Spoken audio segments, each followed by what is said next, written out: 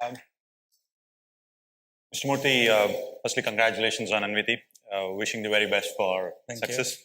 Happy to be associated in a small way. What are your first impressions, sir? How are you feeling? Well, it's the feeling of having a newborn. It's the feeling of responsibility of bringing up, along with, of course, many smart youngsters, a child which will live up to the expectations of the society, of the teachers, the elders, of various people in the society. So it's both a sense of happiness and also a sense of huge responsibility. What's your view of, say, current times versus your times? No, I think there are many things which are both context invariant and time invariant. And those are the values: honesty, transparency, accountability, decency, courtesy, respect for the customer, fairness, integrity, striving for excellence, leadership by example. Now, these are values that don't change over time. Does these times excite you, or were your times more fun? These days certainly excite me a lot more because I see so many youngsters doing what we thought was impossible. Sure. They have ventured into areas that we never thought we would. They have integrated much better with the rest of the world. Their ambitions, their aspirations are much higher than what we had when they were our age. They are much more daring in what they want to do. In some way, there is much greater respect for India today than what it was when we were much younger. So, on all counts, I would say that today's youngsters are performing a lot better in a task that is much tougher than what we encountered. What kind of failures did you encounter, which, if you now look at, you can tell us are lessons for nurturing a good business or a good venture or just being a good person? No, there are many failures. There is no doubt about it. For example, my first foray into entrepreneurship in '76, Softronics, I closed it within a year because I realized there was a structural flaw in my entrepreneurial model because I was focusing on the domestic market and there was no domestic market.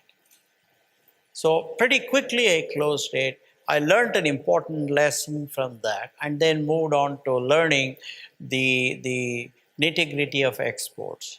So failures are not new to me. Often it is about the Peter Drucker statement about something eating something for lunch. It's really culture eating for strategy for lunch or breakfast. Yeah. But I'm really more intrigued by what does he really mean, or what do you think he means? And isn't it like culture and strategy kind of feed off each other always? It was sometime in the middle 90s Sure. when I had the privilege of having lunch with Professor Peter Drucker. Of course, he was by then pretty old. What did you guys eat? Culture or strategy? No, I went to partake strategy with him. Okay. Of course, he gave me a normal, simple vegetarian lunch. But as he asked me about emphasis, etc., and I went on talking a lot. And then he stopped me and he said, "Mr. Murthy, please remember that culture eats strategy for lunch.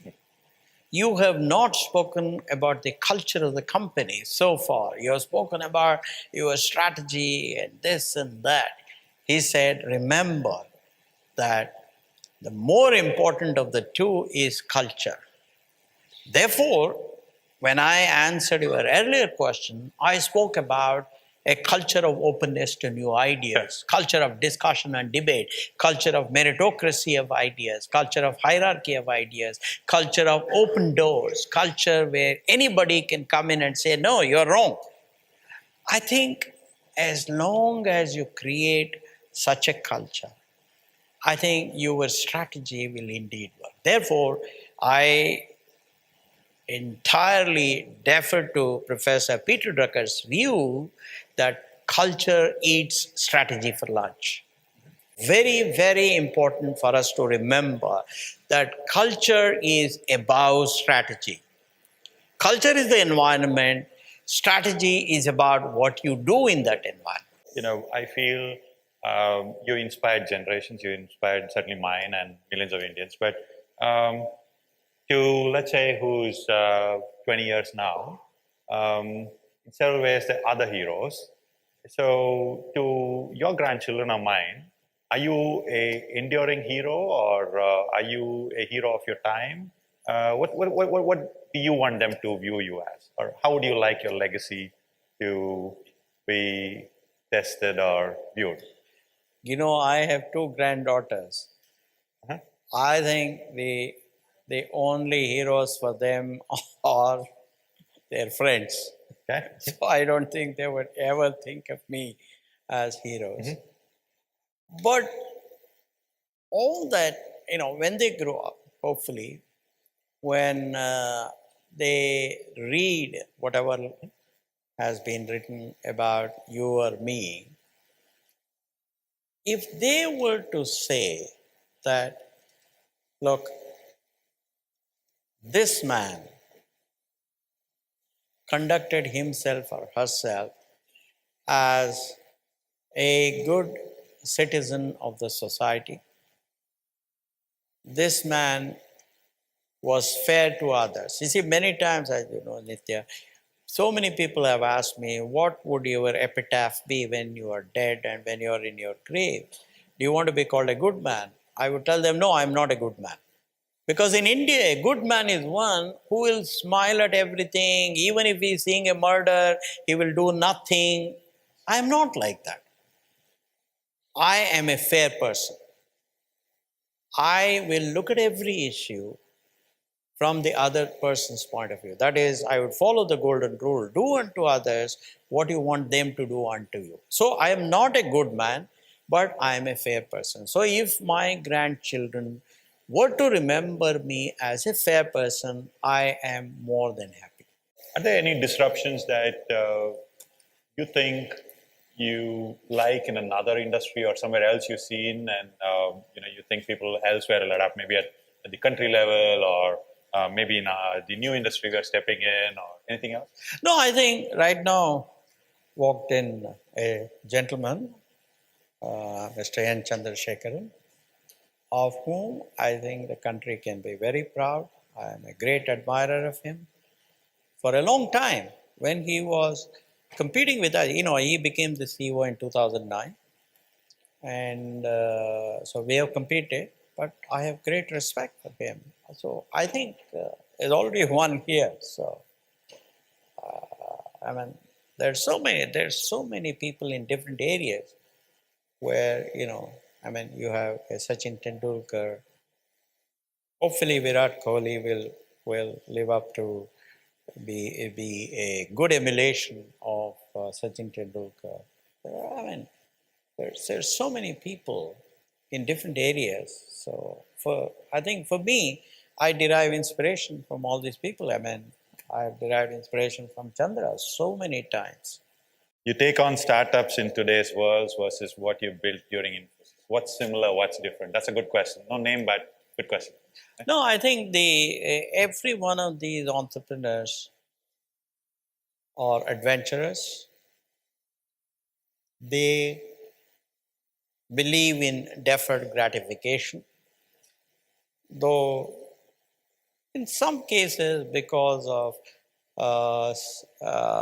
secondary investments, they have been able to divest part of their holding and thereby make some money. But they are converting an idea into wealth and jobs. It's a marathon. So these are clearly the similarities. But in essence, entrepreneurship has not changed much. It's a lot of risk taking. It's a lot of It is guts. risk taking. But they all realize that ships are not safest in the harbor. They are meant to go into the high seas, face the stormy waters, and reach the comfort of a desirable destination. That's what entrepreneurship is all about. Being in the IT industry, what made you come in insurance sector and your views towards insurance? Well, we have had a lot of discussion. Abhishek, Sheetal, Arjun, Ellen, all these people. And we said that, look, insurance is something that has not yet penetrated in a major way in India, both at the corporate level and at the individual level. Just to go into health insurance, you say it is such an important instrument Right. for people when there is an emergency, right? For example, healthcare, you want to undergo some important operation, but then thanks to insurance, these people can afford it. So similarly, corporations, right? So therefore, I think as India develops more and more and more, there is need for more and more people to be covered, more and more corporations to be covered by insurance. So I think the insurance companies therefore add tremendous value. And all my colleagues know that the the first and the most important principle at any institution created by Catamaran or supported by Catamaran is to seek respect from every stakeholder. That is simply written. That is something that nobody can negotiate and nobody will negotiate. So, as long as we operate Anviti with the adage that our first objective is to seek respect from every one of our stakeholders, from customers, from employees, from investors, from vendor partners, from the government of the land or the regulator, and the society. I think if we did that, then insurance is helping the nation in a big way.